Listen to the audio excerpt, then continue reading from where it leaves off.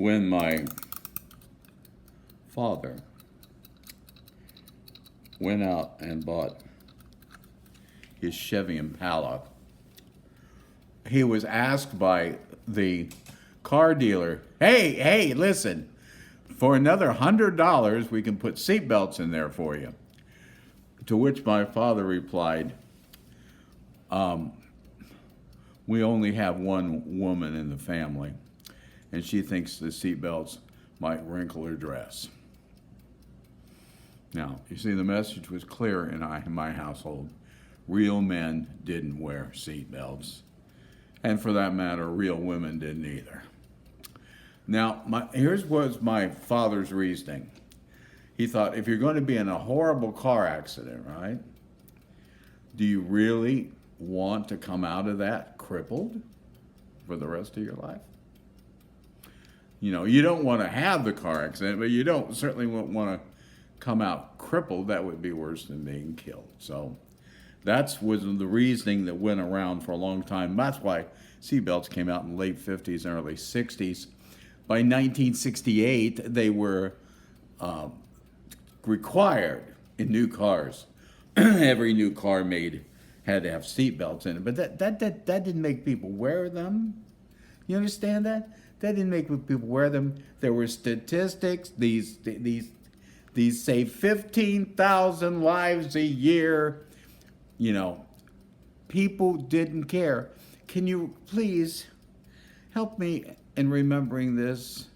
Human beings are not evil. We're just not very good. We're not evil. We're just not very good. That's why God, when he deals with us, chooses grace instead of approval. He brings forgiveness instead of awards. He understands who we are.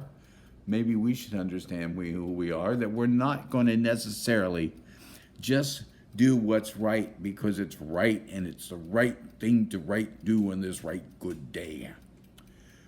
We need other stimuli, and the stimuli that normally works with us is some form of correction, punishment, maybe with a side of humiliation, just a little bit. So by 1984, it was 1984, now 68, all the cars had to have the belts put in them, but in 1984 was when the state of New York finally said, you have to wear seatbelts. Now, where did they get that out of the Constitution? Would that have been Amendment 1 from the Bill of Rights? Freedom of speech, freedom of action? Where would they have gotten the right to tell us what to do? They didn't. It was just the only way to make sure 15,000 people could walk away from car accidents alive. So we inconvenienced, we abridged the freedom of people. We infringed on a little bit of their rights. I know this is true because I didn't like to wear seatbelts because I'm a big fat boy and I don't like to pull them around me all the time. So I was lazy about it. So what finally convinced me to wear a seatbelt was not to statistics, was not to proof, was not an angel coming to me in the middle of the night from a ghost from the past.